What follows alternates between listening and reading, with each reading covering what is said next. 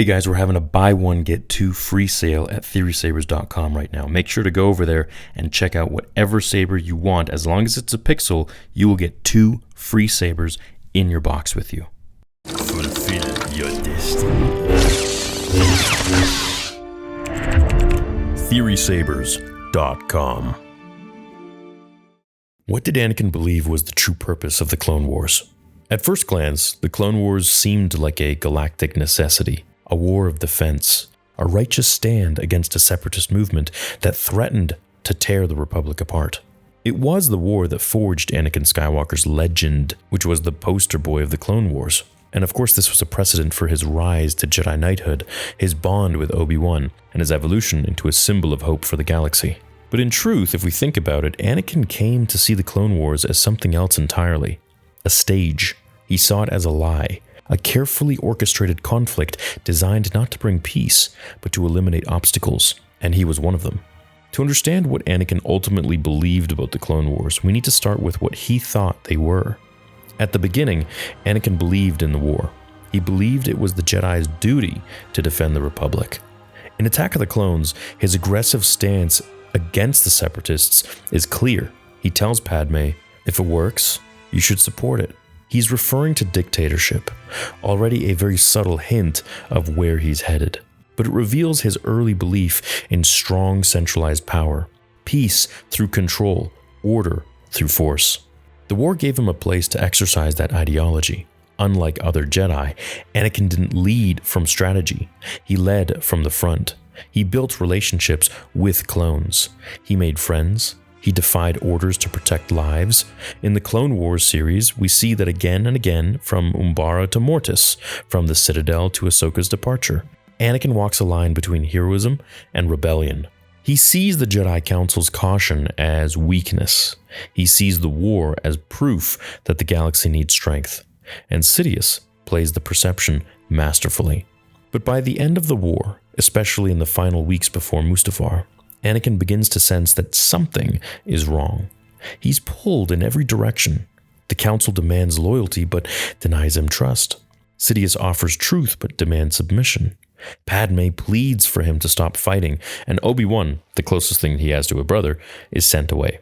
In the novel, Dark Lord: The Rise of Darth Vader by James Luceno, we see how Vader reflects on the Clone Wars not as a mistake, but as a calculation, a scheme that he believes he has outlived, but which continues to haunt him.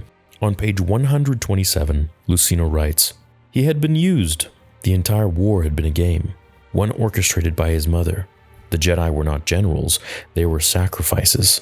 Now that passage is the thesis of everything Anakin came to believe.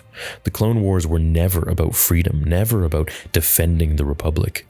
They were a crucible, an elaborate plot designed to weaken the Jedi, centralize power, and destroy balance in the Force. And Anakin realizes too late that he was the center of it. So let's look at this a little more fragmented. From a tactical point of view, the Clone Wars achieved a few things for Palpatine. Militarized the Republic by creating a clone army which ensured emergency powers and military centralization under the Supreme Chancellor. Now, as the war dragged on, we know the Jedi were no longer peacekeepers, they were warriors, leaders, and ultimately public figures responsible for collateral damage. Then you create an emotional fracture. Through Ahsoka's exile, through the tension between council members, through civilian unrest, Sidious amplified mistrust within the Jedi Order. And last but not least, the most important of all, break Anakin Skywalker. Sidious didn't just manipulate the war to weaken the Jedi, he manipulated it to turn Anakin against them.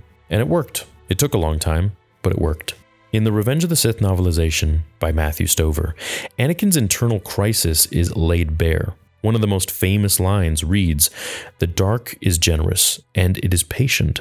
The dark side is your servant, and it is your master." The framing of power here, of giving and taking, foreshadows exactly how Sidious would manipulate Anakin through the Clone Wars. He would serve the Republic, thinking himself noble, while the darkness cultivated inside him. On Mustafar, even after the Purge, Anakin didn't see himself as evil. He believes that he's restoring order, creating a new peace. He tells Padme, "I'm more powerful than the Chancellor. I can overthrow him, and together, you and I can rule the galaxy." That line is loaded with delusion, Even after becoming Darth Vader, he still believes that he was meant for more than servitude, that he was meant to ascend. But as the reality of the situation sets in, Anakin's beliefs about the Clone Wars shift dramatically. In Dark Lord, Vader begins to see his true peace in the scheme. Page 131 has this. The Clone Wars hadn't ended with the rise of the Empire. They had ended with the death of the Jedi. The war had been a slaughterhouse built from deception. This revelation is quite devastating. He thought he was fighting for justice. He was clearing the board for tyranny. The key turning point in Anakin's perception, I believe, is when he realizes he was never meant to win. That the war was not designed to end with a victor, but a vacuum. The Jedi were meant to die, the Separatists were pawns, the clones were tools, and he, Anakin Skywalker, the Chosen One, was a lever to destroy the old galaxy. This realization breeds something more dangerous than regret. It breeds resentment. Because if he was a pawn, then so was his pain, his losses, his suffering, his sacrifice. All of it served Sidious. And that resentment festers into something deeper. In a particularly revealing passage, Vader reflects on his role during the war and thinks. He had won every battle and lost the war. He had brought down the Jedi, but not as a victor, as a servant. He had been a hammer, never the hand. And that's from Dark Lord, page 139. The metaphor of the hammer is critical. Vader sees himself not as a ruler or even a conqueror, but just a tool, a weapon, in someone else's hand. This is the final disillusionment. Not that the Jedi failed him, not that Padme died, but that his choices were never truly his own. Now, let's step back into the prequels to recontextualize this. Do you remember in Episode 2, Attack of the Clones? Palpatine's rise to emergency powers is voted through cheering applause. Jar Jar Binks manipulated with no understanding of the implications, purposes that the Senate gives absolute authority to the Chancellor. The war begins. In the Clone Wars, the corruption deepens. From Kaminoan secrets to Admiral Tarkin's politics, the Republic starts to resemble an empire long before it is declared one. And Anakin, right in the center of this evolution, begins to internalize the idea that order requires strength. The Jedi, on the other hand, refuse to embrace that vision. They ask Anakin to spy, they distrust him, they sideline him, and this alienation, amplified by Sidious at every turn, leads Anakin to believe the Jedi are no longer guardians of the peace, but just puppets of a political game. What he fails to realize until later is that they were trying to save him. They were trying to warn him, but by then it was too late.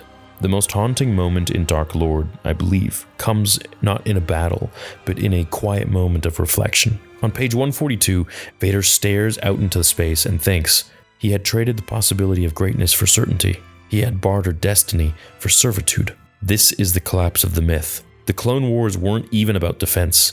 They were a trap, and Anakin was the bait. So what did he ultimately believe?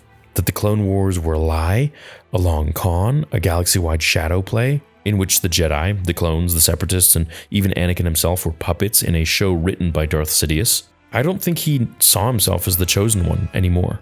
I think the reflection of the Clone Wars is what allowed Vader, and even Anakin within him, to realize that he was just a weapon that fired on command, only to discover too late who had pulled the trigger. And that disillusionment defines Vader's inner life. It's why he is silent in A New Hope.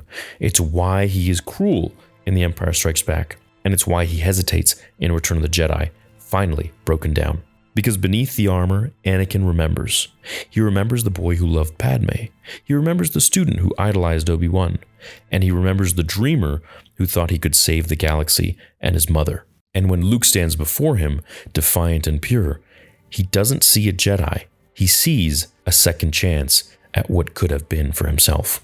Hope you guys enjoyed this bit of theorizing and psychological breakdown of Darth Vader with using some receipts from the books, particularly Dark Lord, The Rise of Darth Vader, and Revenge of the Sith.